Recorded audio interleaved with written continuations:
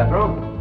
What have you got to say about that? I didn't bust it, honest. He's telling the truth, Mr. Drysdale. It was hanging in pieces like that when we moved in. Yes, sir. No, it's supposed to be like that. It was made that way. It's been like that for 200 years. 200 years? Hey, this house is older than it looks. Jethro? Oh, I plumb forgot. Granny wants to see you. Let's get out. All right, Uncle Jed. Nice boy. His ma, my cousin Pearl, gave me the notion to move out here. Well, I'm most grateful to her. Oh, but first, I wanted to explain about this priceless crystal chandelier. It was designed and made for Louis XV, hung in the Hall of Mirrors at Versailles. Napoleon Bonaparte planned campaigns with the light of that chandelier. Talleyrand used it. Wellington, Disraeli, Bismarck, Wilson. Mr. Drysdale, we're just plain folk. We don't mind a few things being secondhand. Getting back to my cousin Pearl, she's looking after the old home place for me. You ain't never seen my family home, have you? No, I haven't, Mr. Clampett. It's a dandy. Yes, those southern mansions are beautiful. I suppose it has the large white pillars. It did, but we bring them along and put them on the beds out here. No, you see, I was referring to wooden pillars. Oh, I ain't never slept on one of them. We had everything first class back home. Sure hope Pearl's taking good care of that place.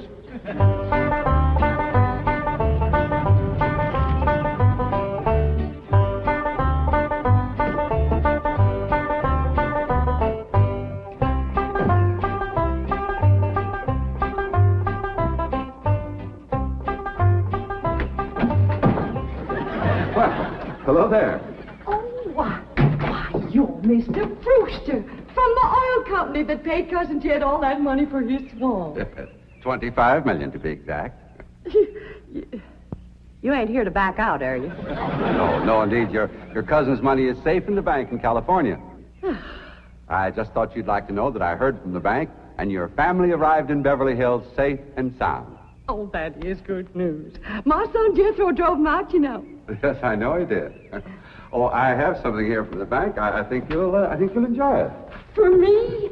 They told me at your house I'd find you here. Yeah, well, I promised Cousin Jed I'd keep an eye on the old home place for him. It's a long trip from my house, but I'm glad to do it for Jed. That's nice of you. Yeah, well, you know, can I help you look for that money? What is the money? It's pictures of the estate that Mr. Drysdale, the president of the bank, purchased for him in Beverly Hills. Oh. Now, this is now the Jed Clampett estate. Land to mercy, look at that. Why, it's bigger than the state capitol. Quite a change from this place, all right. What in the world is that? Oh, that's the swimming pool. Swimming pool? Yes, quite ornate. Oh, my son Jethro's gonna like that.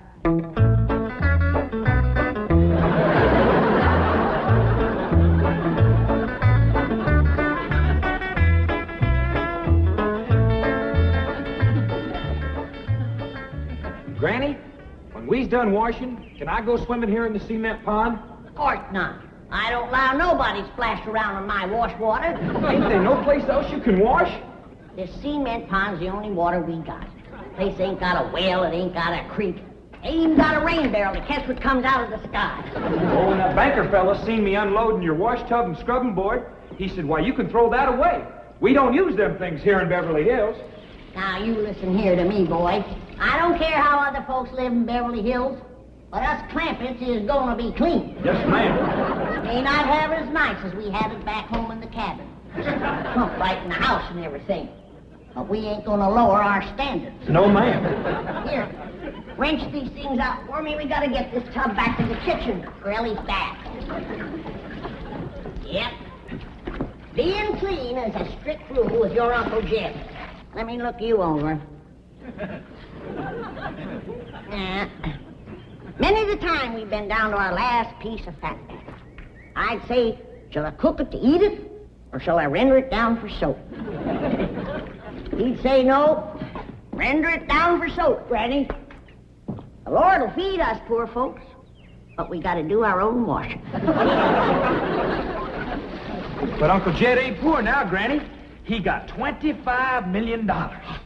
How long do you think that's gonna last if we go throwing it away on store-bought soap? Waste not, want not. Well, here's a view of the entrance hall. My stars and garters. Why, it's a palace. Whoever would have thought that my cousin Jed would be living in an estate like this? Well, the credit is yours. You're the one who talked him into moving. Oh, well, I put the notion in his head. But it was really kind of Elly May when. Yes, his daughter will have a wonderful life as the Beverly Hills debutante. Can't you just see that beautiful girl descending this magnificent stairway? I sure can. Oh,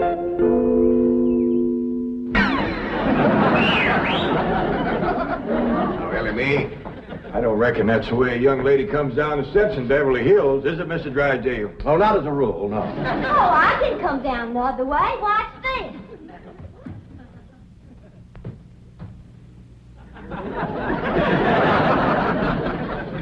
How's that? Well, that's not exactly what I had in mind. Well, show me. No, my secretary will show you. Oh, she's in town doing some shopping for you. Oh, what's she getting me? Well, now, that's going to be a surprise, Elly, but it's some things you've been in needing, and they're going to be pretty, and you're going to like them. Things I've been a-needing? A set of muskrat traps. A three-blade frog sticker? Nope. A ready-made slingshot. Now, Elly, you way off the track. Now, you wait till Miss Hathaway gets here, and you'll see. Yes. Well, I'll be pushing along to the bank.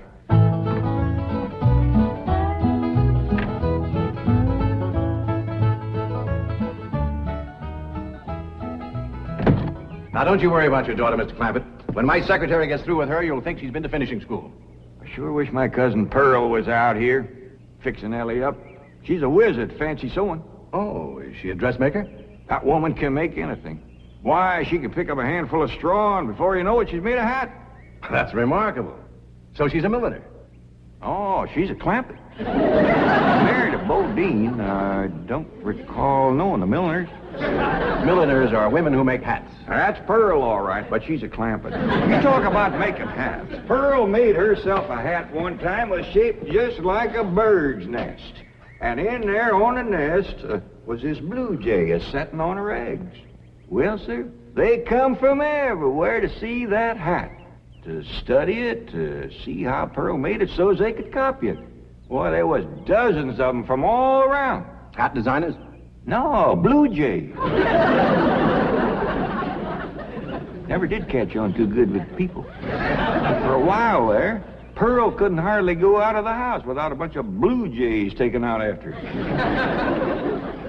Sure wish she was out here. She'd have Elly slick as a picture in a catalog. Yep. I ought to be out there in Beverly Hills helping Cousin Jed. Well, he certainly has plenty of room for you. This mansion of his has 32 rooms and 14 baths. 14 bathrooms? Yes. A sunken marble bathtub. I can just see Elly May having herself a bubble bath in there.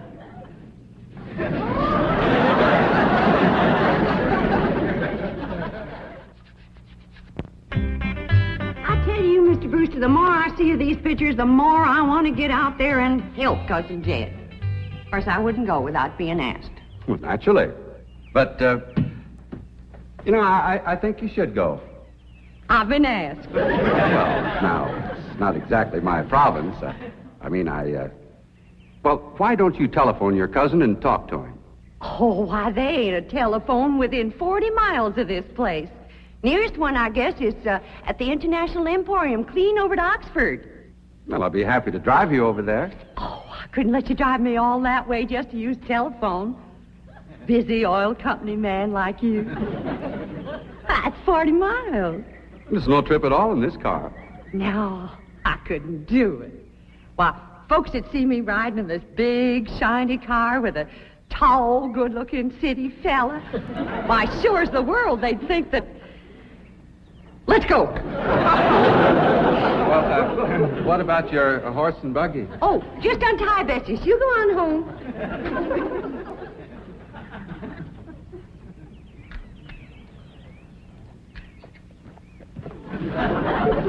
Well, Bessie's headed for home, all right. Mrs. Bodine, how long has your buggy been hitched there? About an hour, why? Why, Blue Jay built her nest on the seat, and she was sitting on her eggs. Oh, shoot. I wanted to wear that.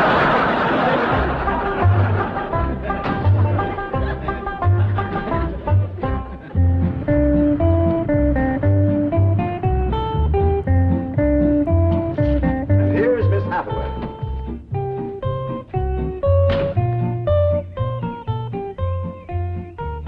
Mon capitaine, je suis l'état. Fine. Ready for Elly May?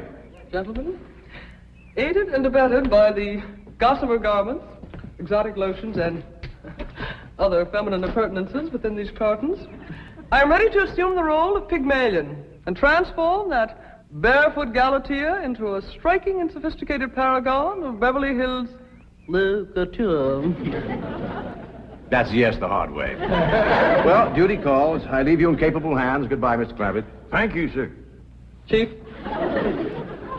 Well, that sure is neighborly of you, Miss Hathaway. Reckon you can handle Elly May? Uncle Jed, Granny says... Oh, howdy, Miss Hathaway. no, bonjour, Jethro. Here are them things in for Miss Hathaway, Jethro. I think she kind of likes you, boy. She does? Well, I can't take 'em into the house. That's what I come out here to tell you. Granny says that all the men folks got to stay out of the house while Elly May's taking her bath. Oh. But isn't Elly May bathing in the privacy of her own bedroom suite? Hear what she called you? Sweet. What's the matter with him? Why doesn't he answer? Hey, he's just a little shy, I reckon. Ask him again. Is Elly May in her bedroom suite? No, she ain't, darling. Never mind, I'll find her myself. Uncle Jed, I got me a girl. You sure have, boy, and a city girl, too.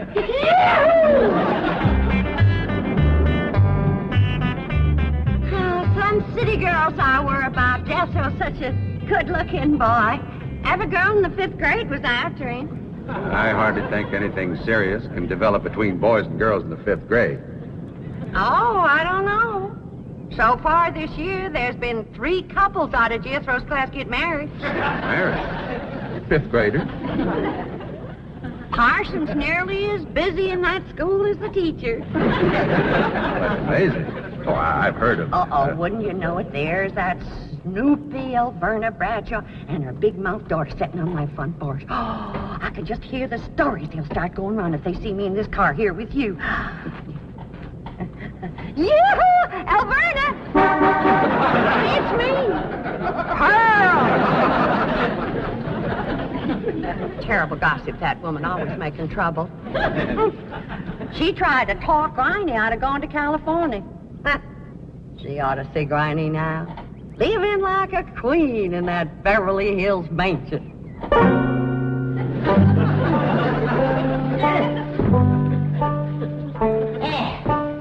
I should have listened to Alverna Bradshaw and stayed home. We had a pump right in the house. Didn't have to tote water a quarter of a mile. Oh, you ready to get rinsed off, Elly? Well, not yet, Granny. Should have washed my hair. No, you better wait till I can catch some rainwater. That pond water smells like it's got medicine in it. I wondered why there's no fish in that pond. Yeah, I reckon that water killed them fish. But don't you worry. My lye soap will kill anything that killed them fish. Have you seen... What in the world's going on here? Well, there's a bath going on. That's what's going on. Howdy. But I don't understand. Well, then somebody ought to explain it to you, sissy woman. You see, first you heat some water. Then you put it in a great big tub like this. You put some soap in it, and then you get in it, and you start to wash, and that's what you call a bath. Granny, you don't have to do this sort of thing in Beverly Hills. Don't you listen to her, Elly. Ain't you ever heard that saying that cleanness is next to godliness? But of course, John Wesley said that. And I bet he didn't live in Beverly Hills. Here, Elly, dry yourself off with this nice big bath towel. Ah, my girl. I'll rinse off that old lye soap. Lye soap. Did you say lye soap? That's right. I make it myself. But that will ruin this beautiful girl's delicate skin. I've been washing with it for 72 years. Look at my skin. It's like leather. Yeah. Nice, ain't it? Granny, I hope you will forgive my momentary bewilderment at this primitive form of ablution, but please let me explain. Well, first explain what you just said. Well, Elly May has a beautiful big bathtub upstairs. Upstairs. It was hard enough carrying the water in here. I ain't going to tote no water upstairs. You don't have to. There's a big, beautiful... Haven't you been upstairs? No. Jed said that probably belonged to somebody else. Ain't that right, Elly? Yeah. Paul said he heard tell that folks sometimes live one family right on top of another. But that's only in apartment houses. This entire house belongs to you. And each one has his own individual bedroom suite. Come along and let me show you. And also the lovely things I brought from town. Yeah, you go ahead. I'll be up directly. What all did you bring from town? Everything, Elly. Everything from chapeau to pumps. Pumps! Praise the Lord. Now I won't have to tote water. Jethro? Yeah, Uncle Jed? Now, you're going to be keeping company with a girl. Is there any questions you like to ask me? What kind of question? No, about girls. How much you know about girls? They softer than boys. Yeah, I reckon. Speaking. And they shorter and rounder. Yeah? And the hair's longer and it smells sweet when you snuggles up to 'em. Oh, so you've been doing some snuggling, have you? I done more than that. Yeah, well, I reckon you better tell me about it. Who was she? Prettiest girl in the hills. Big Mouth Bradshaw. Well, Verna's girl. I hear tell she's kind of fast. Is she ever? Uncle Jed, I was walking past the cabin, and Big Mouth, she calls out the window to me. She says, "Howdy, Jethro." She says, "My ma's just made a big batch of cookies. Come on in and have some." And I says, "Sure your ma won't mind?" And she says, "Ma's gone, and so's Pa. I'm here all alone." Well, Uncle Jed, I was in that house before you could wink an eye. Can't say as I blame you. No sooner was I inside, the Big Mouth, she puts a music record on the phonograph machine and commences to sashaying around, a twisting and a turning. Dancing. Yeah, I reckon so. Anyway, she says, "Put your arms around me, Jethro, and I'll teach you the two-step." What'd you say? I says, "Listen, Big Mouth," I says, "here we are all alone. Your ma and your pa gone, and you think that I'm going to waste my time dancing?" I says, "Not me, sister. Bring on them cookies."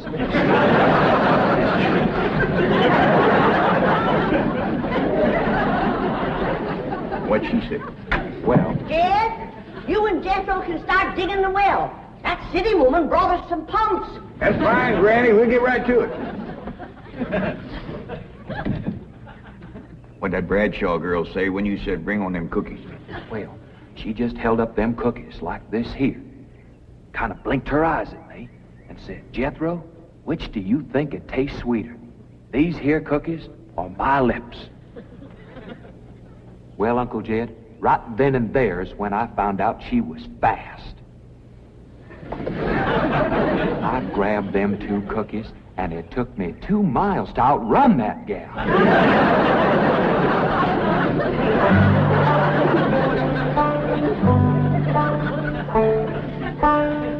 Jethro, on one of these days, you and me's got to have a long talk.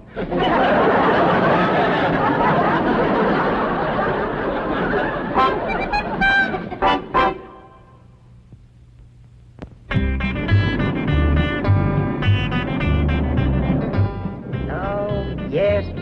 He's a lady killer, that bar of mine. While Verna Bradshaw's daughter traced him all the way home one day. Sounds like Jethro has a lot of charm and sex appeal. Oh, he has. It's funny how a daughter can take after her father and a boy can favor his mother. Yes. I ought to be out there looking after Jethro. You know Jed's going to need him to help garden a place this big. Well, most Beverly Hills mansions have regular gardeners. And, of course, a complete sprinkling system. Sprinkling system? Oh, yes, indeed. That entire lawn is crisscrossed with underground pipes.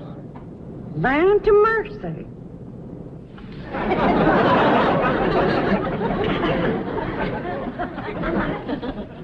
By thunder, Jethro, there's water all over this property.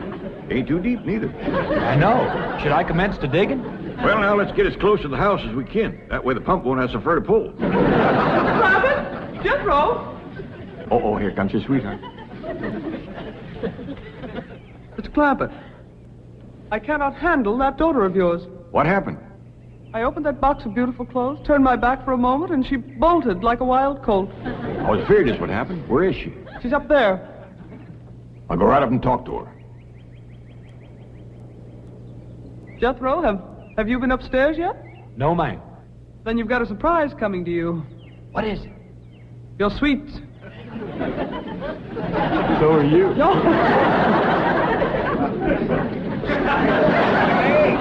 Oh, howdy, Pop. Wait. I'm ashamed of you. Running off from Miss Hathaway. I didn't run away from Miss Hathaway. What'd you climb up here for? To cut a fork for that new store-bought slingshot she brought. Did she bring you a slingshot? Fanciest thing you ever did see. Just a minute, I'll hook it up and you can see for yourself.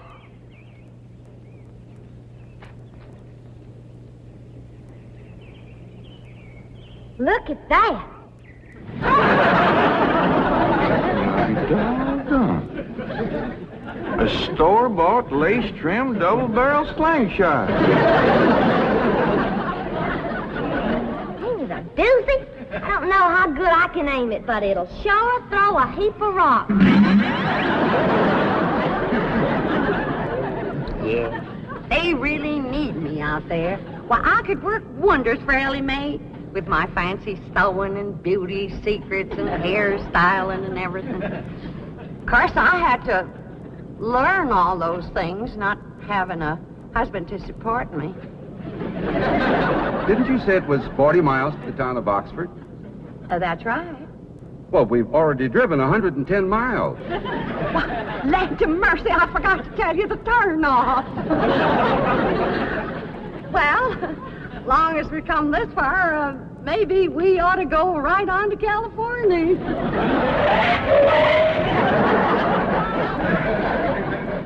I tell you, Granny, there's so much water here, you could shoot a load of buckshot in that ground and bring up a dozen springs. I'll be right back.